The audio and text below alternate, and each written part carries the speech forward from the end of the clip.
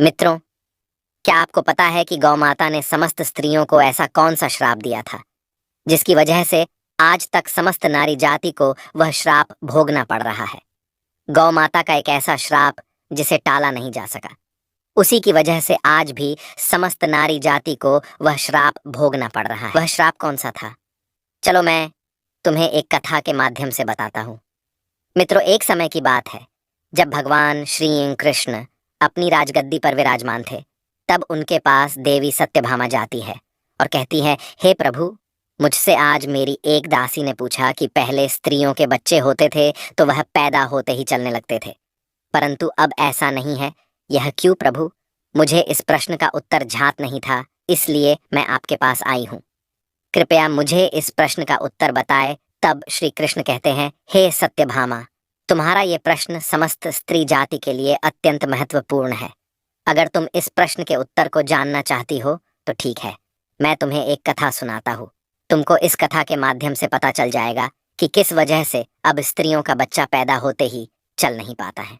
तब देवी सत्यभामा कहती है कि हे प्रभु, मैं इस कथा को पूरा सुनूंगी, कृपया आप कथा को सुनाइए। तब श्री कृष्ण कहते हैं कि हे सत्यभामा, एक नगर में एक रामू नामक व्यक्ति रहता था। रामू एक स्वार्थी व्यक्ति था। रामू के पास में एक गाय थी। वह गाय दूध देती थी और वह रामू उस गाय को हरा भरा चारा खिलाकर उसका दूध निकाल करके उस दूध का क्रय विक्रय किया करता था।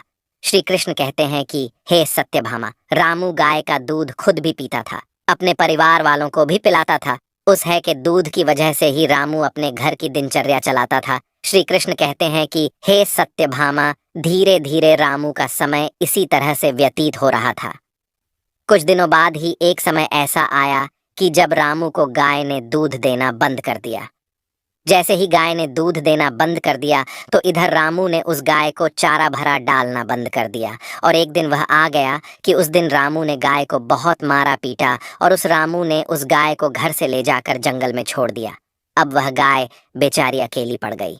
बेचारी गाय अकेली जंगल में इधर उधर घूमती फिरती है और एक दिन जंगल में बने एक मंदिर के पास में पहुंचती है और भगवान से विनती करते हुए कहती है, हे भगवान, मैं आपसे यह वंदन करती हूँ कि हे प्रभु, आपने हमें गाय की योनि में डालकर कितना गलत काम किया है।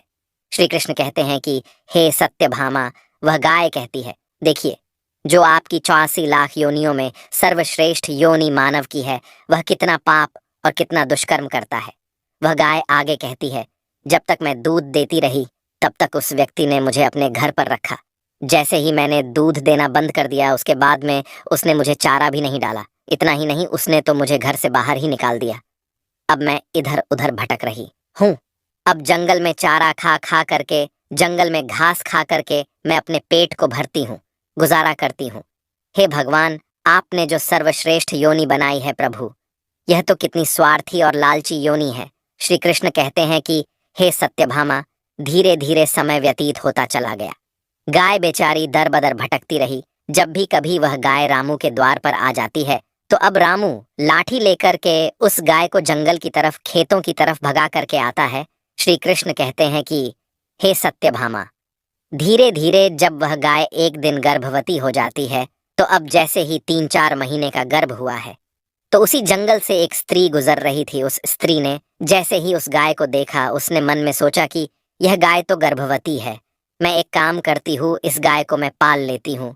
जब इसका बच्चा हो जाएगा तो यही गाय मुझे दूध देने लगेगी, तब मैं इसका दूध खुद पीऊंगी और साथ ही अपने परिवार वालों को भी पिलाऊंगी। श्री कृष्ण कहते हैं कि हे सत्यभामा, वह स्त्री आगे कहती है कि इस गाय का दूध खूब क्रय विक्रय करूंगी। लेकिन जैसे ही वह स्त्री उस गाय को पकड़ने के लिए अपने पति को बुलाने के लिए जाती है और जब तक उसका पति वहां पे आता है तब तक वह गाय वहां से चली जाती है। धीरे धीरे और समय व्यतीत होता है। श्री कृष्ण कहते हैं कि हे सत्यभामा, जब उस गाय के प्रसव का समय नजदीक आ गया तब वह एकांत जंगल में सुरक्षित जगह पर जाकर के उस गाय ने एक बछड़े को जन्म दिया। श्री कृष्ण कहते हैं कि हे सत्यभामा, प्रसव के कुछ समय बाद वही स्त्री उसी जंगल में घास काटने के लिए अपने खेतों पर गई हुई थी। जैसे ही उसने दूर से देखा कि एक गाय ने अपना बच्चा दिया हुआ है, तब वह उसके पास गई और उसने ध्यान से उस गाय को देखा तो बोली कि अरे ये तो वही गाय है, इस गाय ने तो बछड़ा दे दिया। चलो अच्छा हुआ, श्री कृष्ण कहते हैं कि हे सत्यभामा, वह स्त्री सोचती है, अब मैं इस गाय को पकड़ करके अपने घर पर अवश्य ले जाऊंगी। जैसे ही वह स्त्री उस गाय के पास से अपने पति को बुलाने के लिए जाने लगती है, तभी गाय उसी समय उस स्त्री से कहती है, हे बहन, आज तुम हमारे ऊपर एक परोपकार कर दो। ये हमारा जो बच्चा है, ये पीछे पड़ा हुआ है, इसे उठाकर के तुम मेरी गर्दन के ऊपर रख दो। मैं अपने बच्चे को लेकर के किसी सुरक्षित जगह पर चली जाऊंगी, क्योंकि यह मेरा बच्चा 8 महीने बाद चलने लायक हो पाएगा, 8 महीने बाद अपने पैरों पर चलेगा। श्री कृष्ण कहते हैं कि हे सत्यभामा, ऐसा अभी है, ऐसा पहले नहीं था। पहले गाय का बच्चा 8 महीने के बाद ही अपने पैरों पर चलने लायक हुआ करता था। श्री कृष्ण कहते हैं कि हे सत्यभामा, लेकिन जैसे ही उस स्त्री ने गाय की बात सुनी तो वह बहुत जोर जोर से हंसने लगी। वह कहने लगी, तुम्हारा बच्चा इतना गंदा है, इतनी गंदगी में ये पड़ा है, मैं तुम्हारे बच्चे को उठा करके तुम्हारे कंधे पर क्यों रखूं, मैं तुम्हारे ऊपर ये परोपकार क्यों करूं। जैसे ही उस स्त्री ने उस गाय का बहुत मजाक बनाया, उस समय गाय बेचारी असहाय थी, वह अपने बच्चे को उठा नहीं सकती थी। श्री कृष्ण कहते हैं कि हे सत्यभामा, उसी समय दुखी होकर के गाय ने श्राप दे दिया। उसने श्राप देते हुए कहा कि जाओ, आज तुम्हारा बच्चा जन्म लेने के बाद तुरंत चलने लगता है, लेकिन आज मैं श्राप देती हूँ, तुम्हारा बच्चा जन्म लेने के 8 महीने बाद ही अपने पैरों पे चलने लायक होगा। और जो यह मेरा बच्चा आज चल नहीं पा रहा है, और यह आज के बाद पैदा होते ही बहुत जल्द अपने पैरों पर चलने लायक हो जाएगा। श्री कृष्ण कहते हैं कि हे सत्यभामा, इसी शराब के कारण स्त्रियों का बच्चा अपने पैरों पर पैदा होते ही नहीं चल पाता, क्योंकि गाय माता ने समस्त स्त्री जाति को श्राप दिया है। परंतु गाय माता का जो बच्चा होता है वह तुरंत चलने लायक हो जाता है।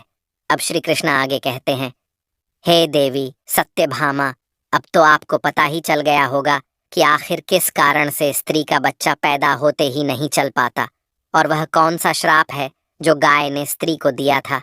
तब देवी सत्यभामा कहते हैं कि हे प्रभु, अब मुझे मेरे प्रश्न का उत्तर मिल गया है। इस प्रश्न का उत्तर बताने के लिए आपका कोटि कोटि धन्यवाद। मित्रों, कहा जाता है कि सतयुग में जिस समय सुखदेव जी पैदा हुए थे, तो सुखदेव पैदा होने के तुरंत बाद ही अपने पैरों पर चलने लगे थे, और वेद व्यास भी जन्म लेने के तुरंत ही बाद अपने पैरों पर चलने लगे थे। ये बात सतयुग की थी, लेकिन कलयुग में ऐसा नहीं है, क्योंकि गाय ने समस्त स्त्री जाति को श्राप दे दिया था। उसी दिन से समस्त स्त्रियों के जो बच्चे पैदा होते ही चलने लग जाते थे, उनकी प्रक्रिया वहीं पर रुक गई। गाय के श्राप के कारण ही स्त्री का बच्चा 8 महीने बाद ही बच्चे चलने लायक, अपने पैरों पर खड़े होने लायक बन पाता है, और गाय का बच्चा उसी दिन से अपने पैरों पर चलने लायक हो जाता है। इसीलिए किसी की आत्मा को कष्ट नहीं देना चाहिए, और यही सनातन धर्म का सबसे बड़ा धर्म है। गोस्वामी तुलसीदास ने लिखा है, परहित सरस धर्म नहीं, भाई दूसरे के दुख में दुखी हो जाना, दूसरे के काम आना सबसे बड़ा धर्म माना गया है। तो इसलिए हमें असहाय पशुओं की, पक्षियों की सहायता करनी चाहिए। गाय के श्राप की वजह से ही जितने भी पशु पक्षी हैं, उन सब के बच्चे जन्म लेने के तुरंत बाद चलने लग जाते हैं। लेकिन स्त्रियों के बच्चों पर इसका विपरीत प्रभाव पड़ा कि जन्म के तुरंत बाद स्त्री का बच्चा चलने लायक बन पाया हो। एक स्त्री की गलती से आज समस्त मानव जाति की महिलाओं को उस श्राप का खामियाजा आज भी भुगतना पड़ रहा है। मित्रों, आपको यह कथा कैसे लगे, हमें कमेंट में अवश्य बताइएगा, और वह कौन सा शराब था जो स्त्रियों को मिला था, वह भी आप समझ चुके हैं। मित्रों, कमेंट में जय श्री कृष्ण अवश्य लिखना।